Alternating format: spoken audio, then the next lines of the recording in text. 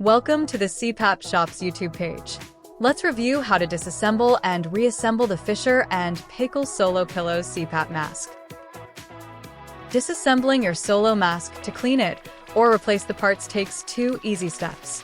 First, unclip the front of the headgear from the frame. Then, gently pull the cushion from the frame. To reassemble, align the cushion with the frame and gently push it in. You will hear a soft click when it is correctly in place. Then, push the headgear down onto the frame until you hear another click when it connects. Your mask is ready for use again.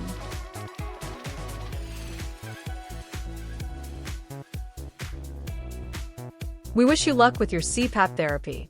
If you have any questions or need assistance purchasing this mask and more, call our team at the CPAP shop today. Thanks for watching.